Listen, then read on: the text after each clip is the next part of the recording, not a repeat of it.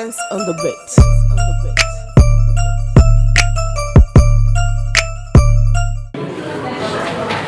Captains of industry, tech executives, regulators, and every other stakeholder.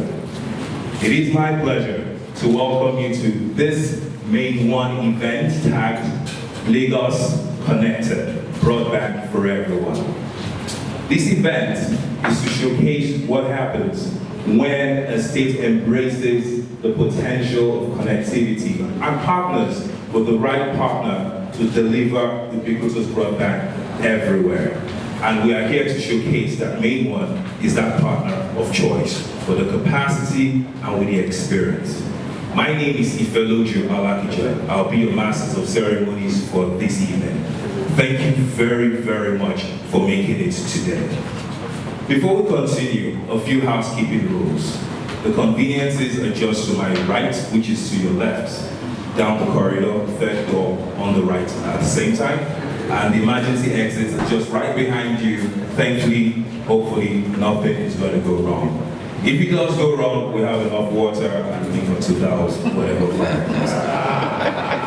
But we're going to save that for the after party. So, before we continue, we just want to let you know that you're welcome.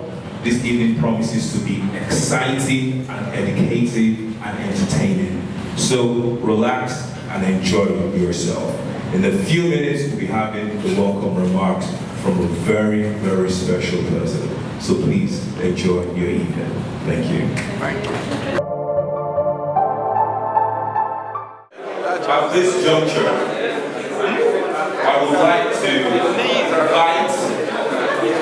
a phenomenal icon, a woman who has undoubtedly contributed to the landscape and narrative of broadband connectivity in Nigeria and West Africa. She's no other than the CEO of MainOne Cable Company, an indigenous connectivity provider of a difference in Africa.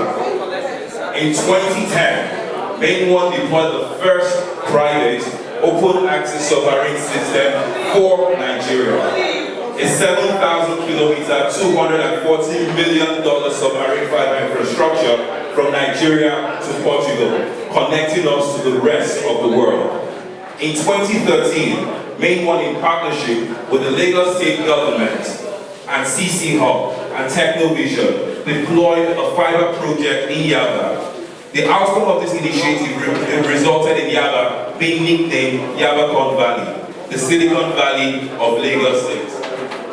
MainOne's fiber infrastructure has attracted startups like Andela, CC Hub, Paga, Hotel.ng, Flutterwave, and raising over $500 million in foreign direct investment. And that's not all. MainOne has built West Africa's largest Tier 3 data center to serve the West African sub-region. MainOne has also, in partnership with Facebook, deployed over 1,000 kilometers of optic fiber infrastructure in Ogun State and Edo State, expanding broadband access to the unserved in these communities. MainOne has also invested over 120 billion naira in infrastructure across West Africa. MainOne has also built submarine cable infrastructure into Ghana and deployed several kilometers of infrastructure to serve that country. And currently, MainOne, in partnership with Orange Telecoms, is yet again deploying submarine cable infrastructures into Senegal and Ivory Coast. Distinguished ladies and gentlemen, please put your hands together and welcome with me, Miss Funke Opeke.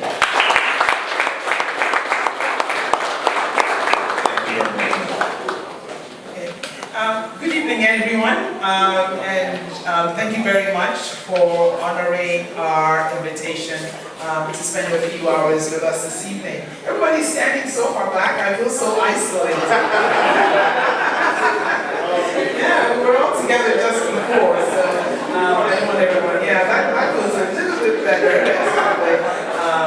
And if I gave such a long introduction of MainOne, now I wonder what else do I have to tell you? Just first is really to appreciate everyone for taking out the time to spend with us and to find out more about what we've coined Digital Lagos.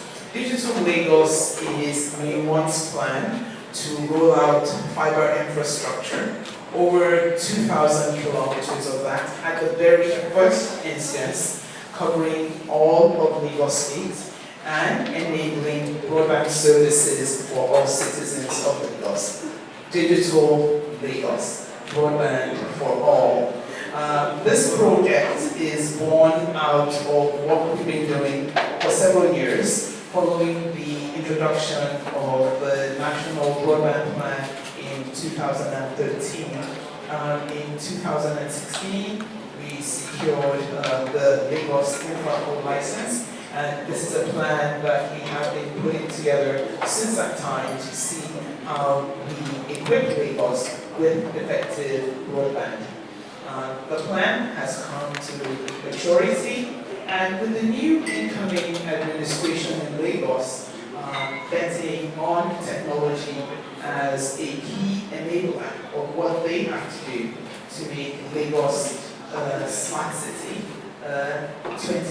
21st century enabled economy, as they call it. They see technology playing a critical role. So it's a good time for us. We're able to key into the vision of the new administration. We have their buy-in, the visions are very aligned. There is recognition that government is not going to build this infrastructure, and you need private sector players of repute and capacity to do this work, and that is where MainOne comes in. We have lined up investment totaling approximately 25 billion, which is what we will put into this network in the next 2 to 3 years. People ask me, how are you going to do this? Of course, this is Lagos. It's really difficult, and that's why it's going to take 2 to 3 years. But in 2 to 3 years, and starting in 12 months, we expect that we will start to see connections take place and sections of the state being well connected. Certainly, the major arteries into all the local governments should be connected by then. We've identified over 3,000 educational institutions in Lagos that will have access to this infrastructure, over 1,000 healthcare facilities that will have access to this infrastructure, over 300 government agencies, smart city cameras, because this infrastructure will pass through all major public areas and certainly all the populated areas of Lagos State, all driven by private sector investment. However, I do not want to steal all the thunder of our partner who has worked with us to put the plan together. And I see that we also have our telco and ISP community represented here today. This is open access infrastructure. I think with all the infrastructure MainOne has deployed, one of the things that makes us perhaps unique is the first market that we're serving is the carrier community, the telecoms and the ISPs. And by deploying shared infrastructure, we're able to lower the cost of service delivery, improve the quality, because we can invest a little more robustly in building out this infrastructure and ensuring that more of our citizens get connected with good quality of service. So without any further ado, am I introducing Mr. Levine, or are you doing the introduction? I'm going to hand the mic. Thank you very much. We'll make ourselves available to answer questions after the presentation, but I'll hand the mic back to Mr. Lakuja to introduce the next speaker. Thank you very much. Thank you very much, Ma, for such insightful words. So to move the evening forward, I'd like to introduce another distinguished personality. He's an expert in telecommunication, financial services, and energy. And he sojourned in Africa, started as early as 1999 in terms of broadband development. He is the CEO of HIP Consultants, a Washington, D.C. based consulting firm. His track record. He played a pivotal role in the privatization of our very own NITEL. His company, HIP Consults, conducted the feasibility studies towards the design and the deployment of the MainOne submarine infrastructure as far back as 2008.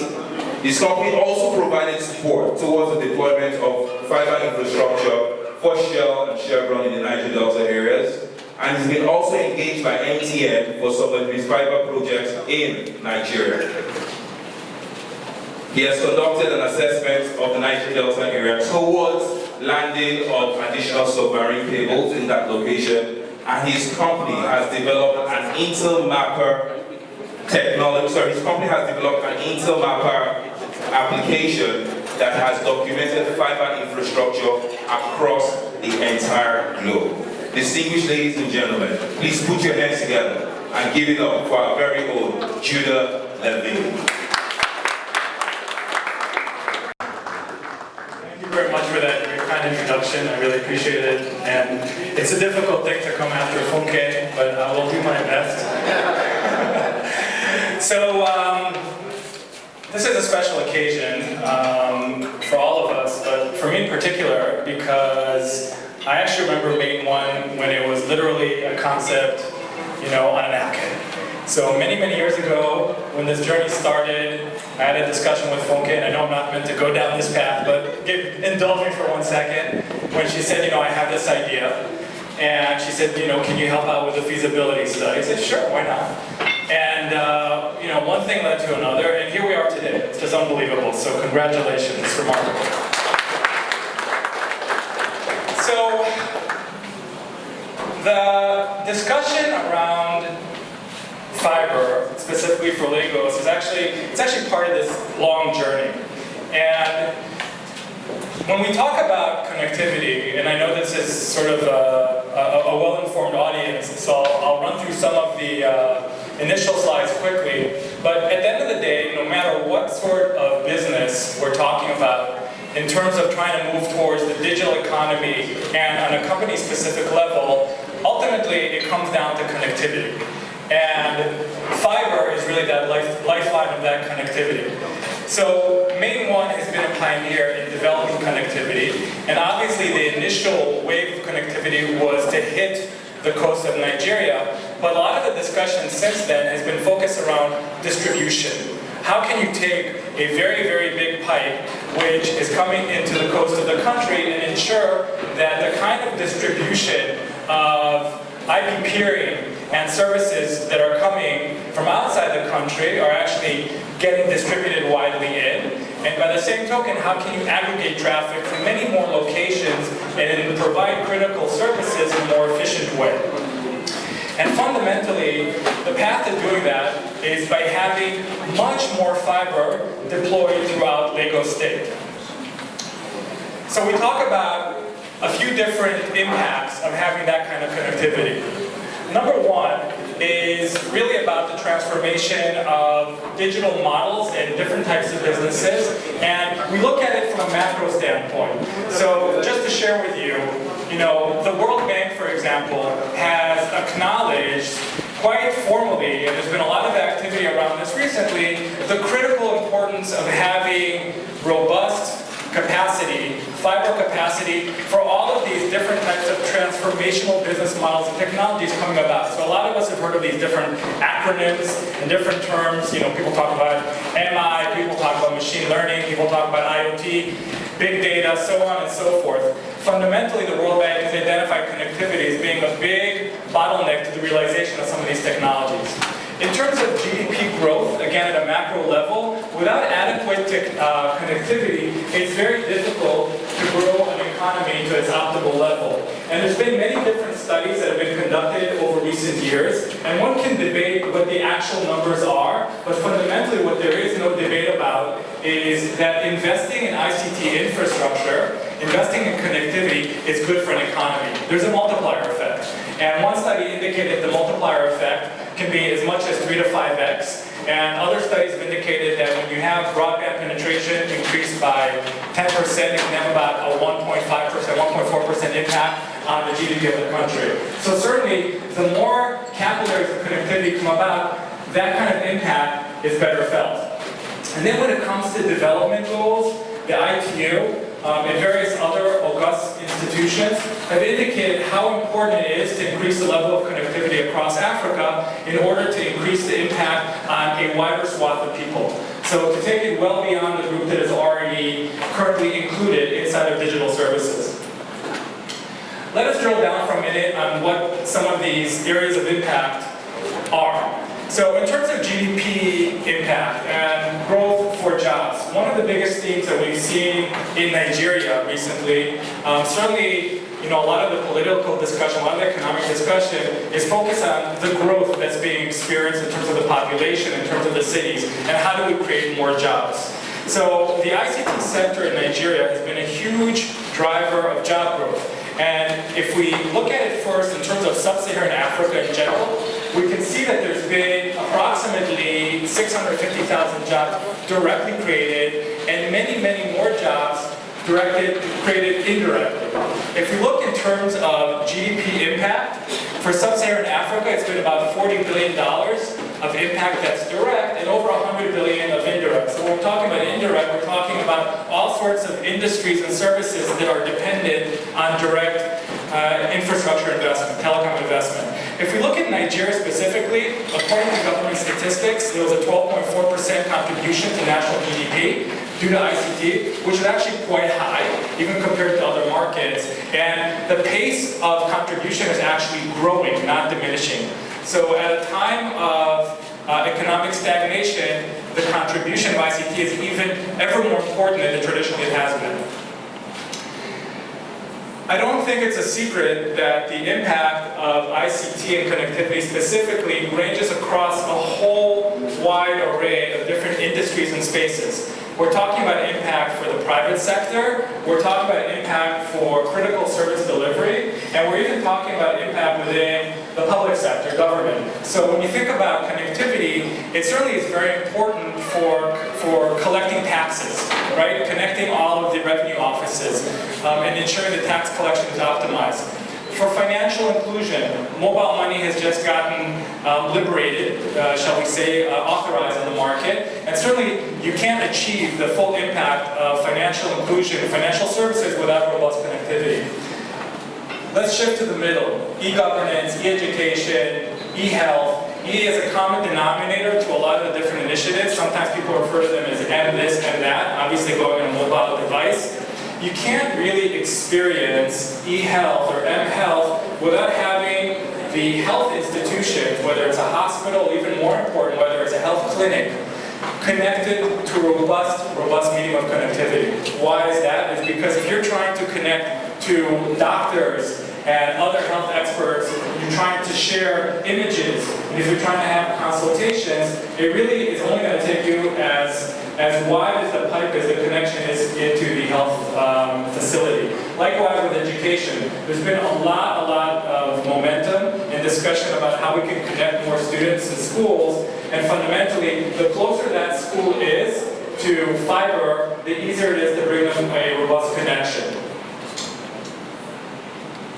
When we talk about critical infrastructure, when we talk about the transformation of the economy, we're talking about how do you take the traditional economy, traditional industries, and start to transform them and to facilitate digitization. And there's been a lot of discussion and attention to this whole concept of digitizing the economy. Now fundamentally, you can't digitize the economy without the enabling infrastructure. We look at different types of infrastructure that's being critical. Obviously energy and power is no secret, is a prerequisite, and so is transport. But when we look beyond that, when we start looking at other services, digital infrastructure is a key enabler going forward. within digital infrastructure, we're focused in on the different areas that are identified on the right side. So submarine cable has already been addressed.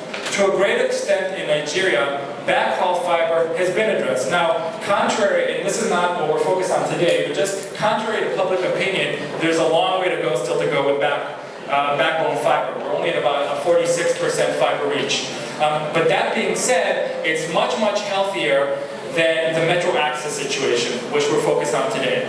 Other areas of critical infrastructure are towers and data centers and software.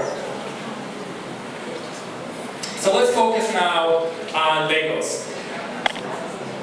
The relative contribution of Lagos to the local economy is outsized. So if you look at the total population, it's sitting at about 11% of the country, a fast exploding population. But if you actually look at the GDP contribution, it's more than 3 times of the population share. So clearly, in terms of the financial, the economic contribution of the market, it is significantly higher for Lagos than it is for other cities. Now, within Lagos, there are certain parts of the economy that have been more productive than others. All parts are super important, of course, but if we look at Yaba, or the so-called Yabakan Valley, and all of the startup activity which has really sprung forth in this area, it's really only been in recent years. And actually, a lot of that activity is making headlines across other markets. So a lot of the startups that are being discussed in the press here are actually being discussed in the press overseas. And a lot of the funding rounds which these companies are receiving, and a lot of money that's coming into the market is really due to the digitization of that one area of Lagos, which MainOne is currently connected to. So if you agree that the success of Yaba is something that we want to see replicated to other areas, that's just sort of an indication of what the potential might be in terms of additional investment in connectivity. And I think you can see, obviously, you can recognize the guy in the gray t-shirt on the right side. He was a recent visitor here. And again, the kind of attention that's being given to Yaba and to Lagos in general right now is really just the tip of the iceberg. And there have been a lot of announcements recently. Maybe we even have people from some of the companies that have made announcements, international companies, in this room that are quite exciting in that regard. So, people often ask, how does Lagos compare to other markets? And they're not interested in hearing the, necessarily benchmarks from Europe or from the US. They say, talk about Africa. What's happening in Africa and where do we rank and, what are we doing well and where are there room for improvement? So if we look across the continent, let's just take 2 examples, and I'm happy to talk about really any major city you'd like and sort of indulge in this exercise. But for the purpose of this discussion, let's talk about Joburg. Now Joburg, Johannesburg has been, arguably one of the main economic engines of growth in Africa. Traditionally, although the South African economy has been struggling as of late. But what we have seen is, whereas the level of connectivity in South Africa was by far the highest in terms of long-distance fiber, the level of connectivity when it came to metro and access was actually lagging by international standards. And over the last, I would say, 2 to 3 years, maybe 2 to 4 years, there's been a tremendous amount of activity to drive connectivity, fiber deployments at the metro level. So if any of you sort of make it to Gauteng and sort of drive around Sandton and other parts of Johannesburg, no doubt you will have run into trenching equipment and into crews working the streets, and there's really almost a race to connectivity happening there right now. A lot of the different housing estates and some of the business estates are right now getting connected. And so we're seeing a ton, really, of not just metro connectivity happening, but a lot of fiber to the X, to the home, to the business, to the tower. The level of tower connectivity in South Africa has exploded recently with the uptake of 4G, and that's no surprise because you can't really get those kind of speeds without connecting those towers to fiber. Now, if we look across the other side of the continent, to East Africa, I think Nairobi's had a claim to fame over recent years, really for mobile money, really for, people say, M-Pesa. So the interesting thing about Nairobi is, and really Kenya in general, is that the level of fiber penetration in that market was actually quite low initially. And a lot of the explosion that we've seen in financial services in the last several years has been coupled with a significant increase in fiber deployment and penetration. I don't want to say just fiber, a lot more tower activity, a lot more data center activity, but certainly a common denominator across all infrastructure layers has been fiber. And the level of connectivity within Nairobi itself has increased significantly. And if you go to the coast of Mombasa, you see a lot of connectivity happening there. And those are just two cities. But what I want to emphasize is just look at the economic performance that's coming out of those cities and look at the contribution, the financial contribution to the economy that has been spurred by a lot of that digital activity in those markets. People ask, by the way, we had a session earlier today, people ask, are there other cities you can go to? And you certainly can look at a lot of exciting developments up the coast at Accra, you can look at Kampala, you can look at even smaller cities that have had a lot of activity recently, and it's showing a difference in terms of economic growth. So, there might be some in the room who say, hold on, let's recognize all the incredible progress that actually has taken place over recent years. And I certainly want to do that. A lot of amazing developments have taken place. But that being said, what we really need to be cognizant of is not just the developments that have taken place, but where are we going? Where are we going as an industry and where are we going as a country? And there was one study that was conducted by the World Economic Forum, and they compared different attributes of ICT connectivity across different markets, and without getting into sort of the nitty-gritty of the detail, Nigeria didn't rank necessarily as high as it should across certain categories. That's for the present.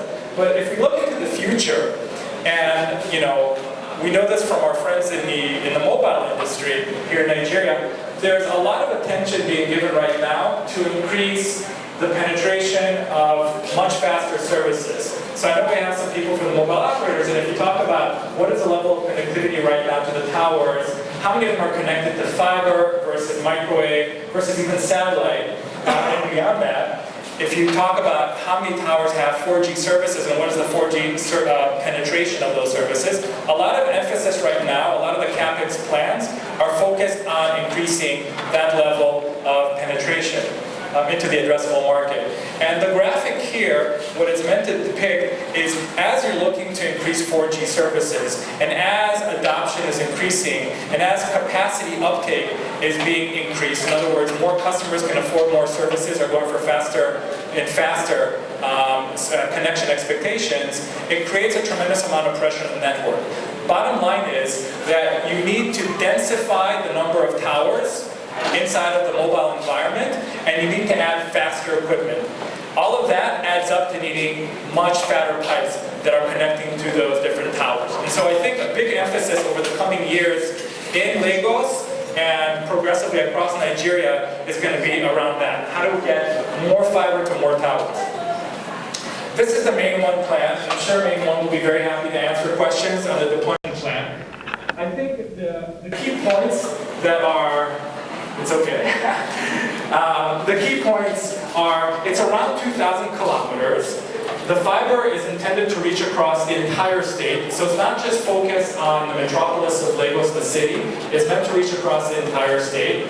And two key statistics to highlight for you that came out of the analysis. When all is said and done, 12.5 million, thereabouts, of citizens within Lagos state will live within 5 kilometers of fiber.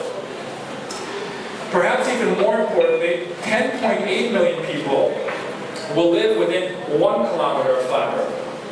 That is a statistic that we call, inside of Hip Consult, fiber reach. What is the importance of fiber reach? Fiber reach is measuring population in absolute terms of percentage within proximity of fiber.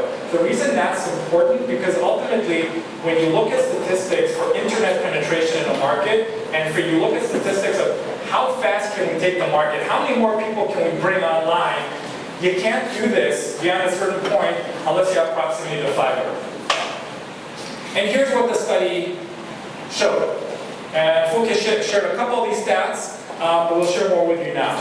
So, we looked at a bunch of different categories of information, but what we tried to get to is an understanding of how many of the critical service delivery institutions in the market within the health industry and within the education space would be closer to fiber. So whereas today, you have a relatively low percentage of schools and universities that are in proximity to fiber, when all is said and done, we'll have approximately 94% of those institutions within 1 kilometer of fiber, which is very significant. You're not quite at 100%, but you're getting pretty darn close. And if we look at the 97%, and if you look at the health facilities, it'll be at 94%. And again, what that means is, it doesn't mean necessarily that if you're within 1 kilometer of fiber, you're connected to fiber. But what it does mean is your ability to actually get a connection, a real broadband connection, is much, much easier. It's much cheaper.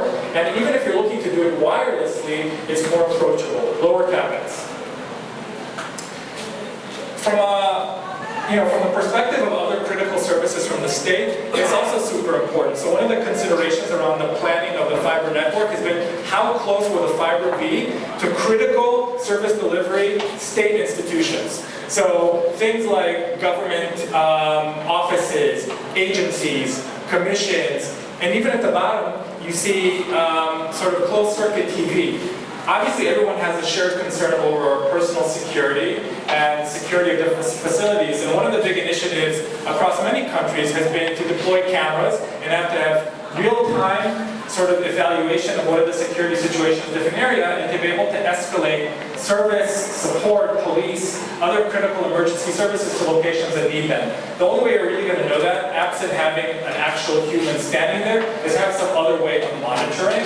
And those cameras ultimately need to be connected to connectivity, to fiber or other types of connectivity.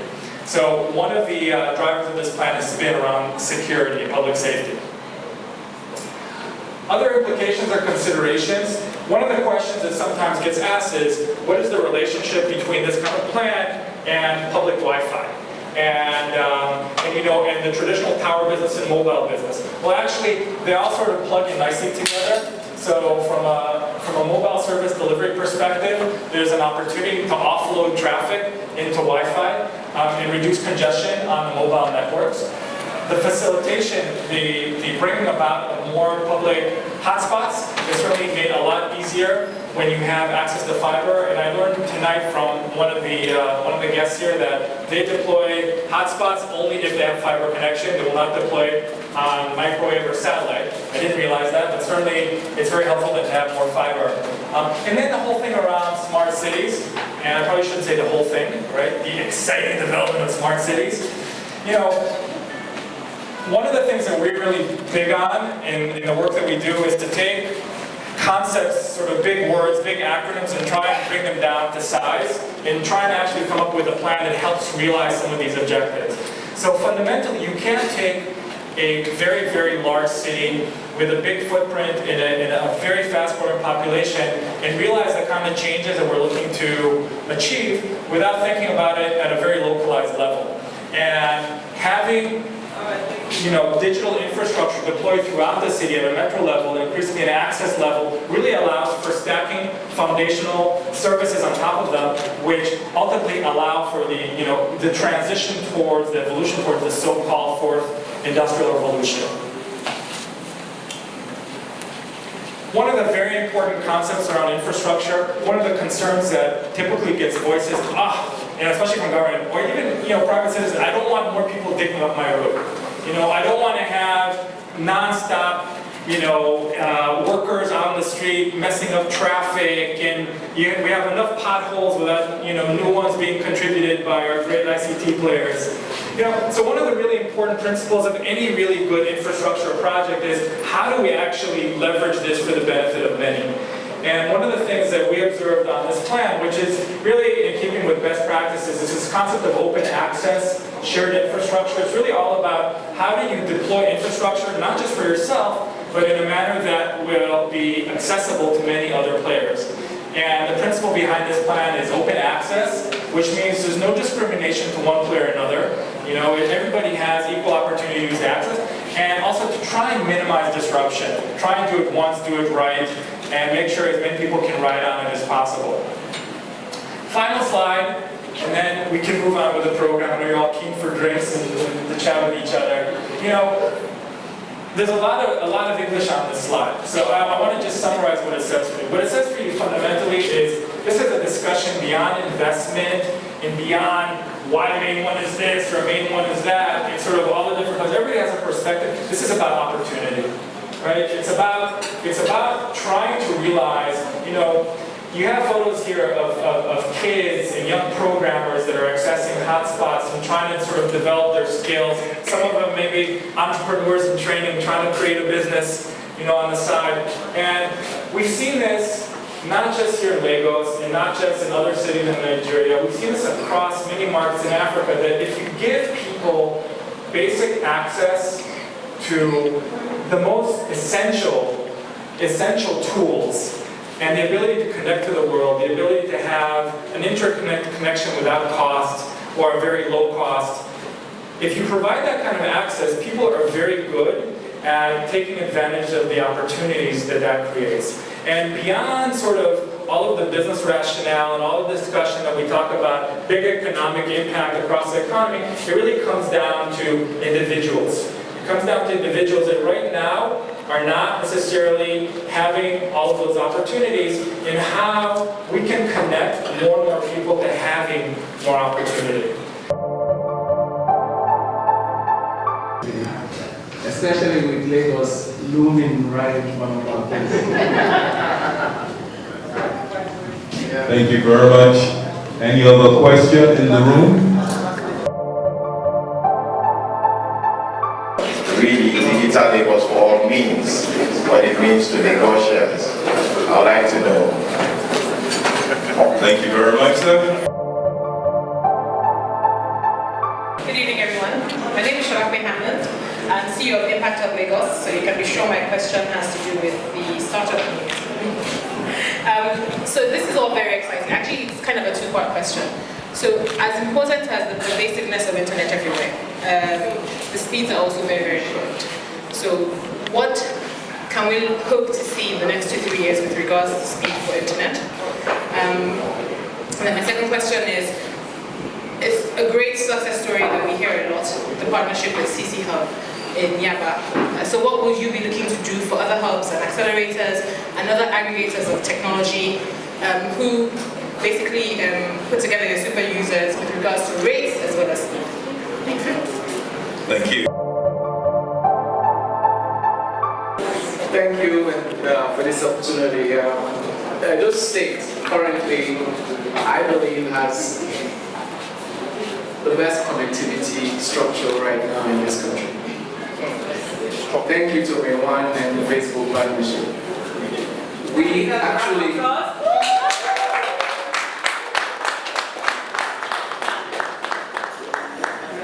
actually have most of our schools in Benin City within 500 meters to fiber points. Most of our hospitals and definitely most, if not all, of the government facilities are connected to fiber. We just need to be able to ensure that there is a next step after this connectivity, especially with Lagos looming right in front of our face.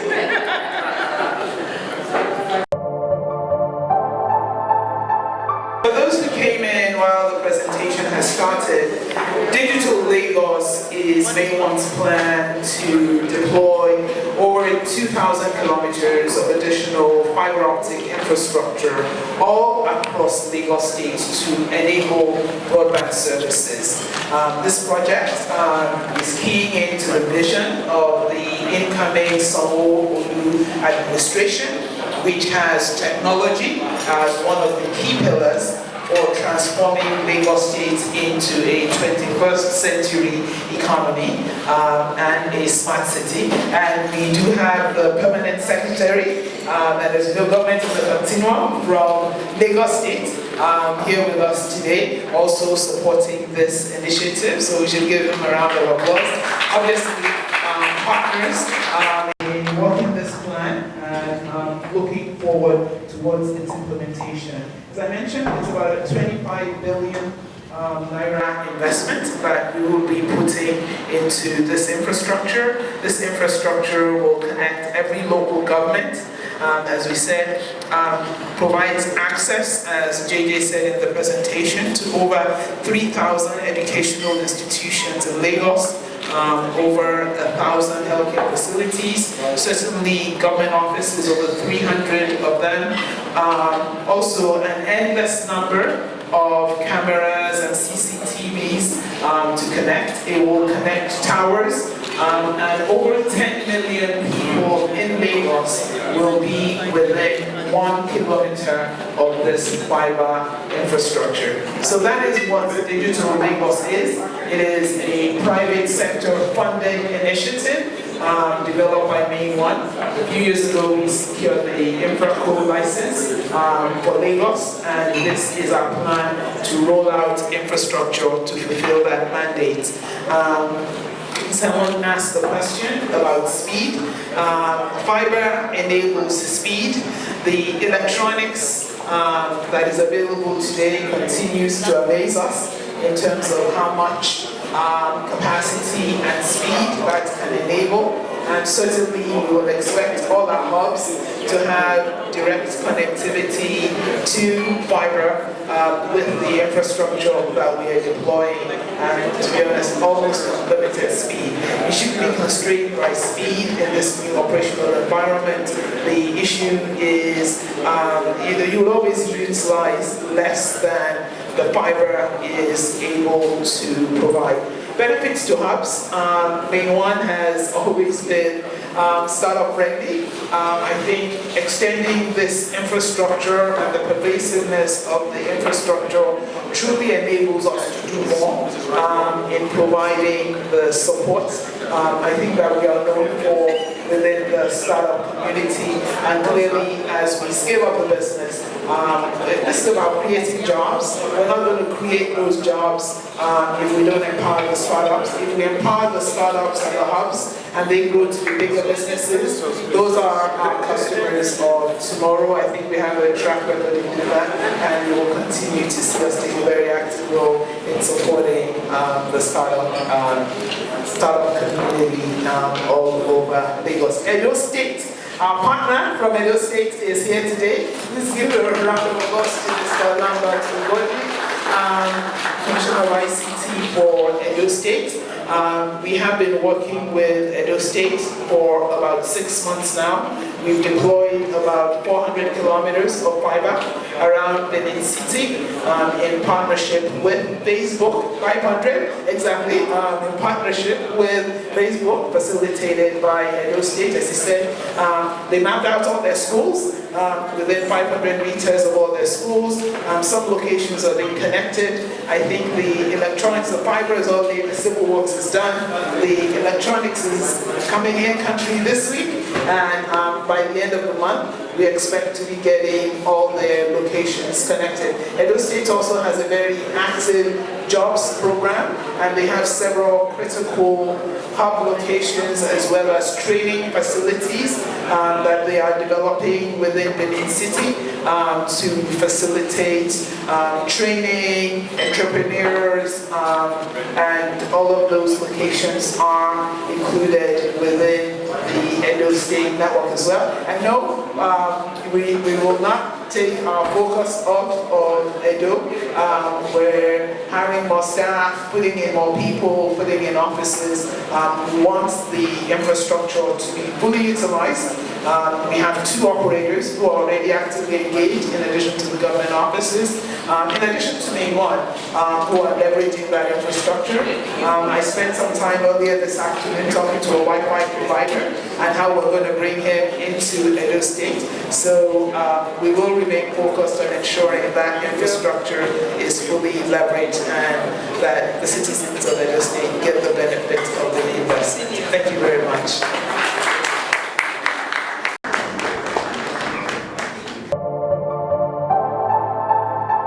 In a minute, I'm going to call on someone who's very dear to us to give the vote of thanks. So at this point, I'd like to call on Mr. Babatunde.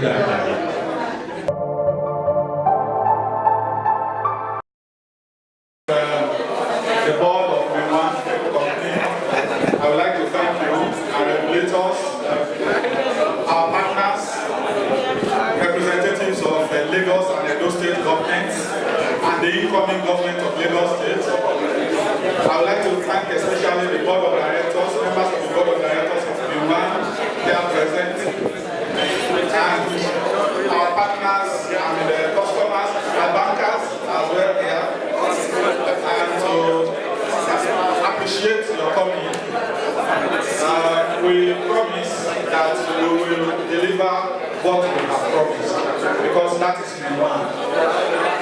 So we thank you very much. The bar is still open and the finger food are still going on. Feel free. This is just the formal end to the ceremony.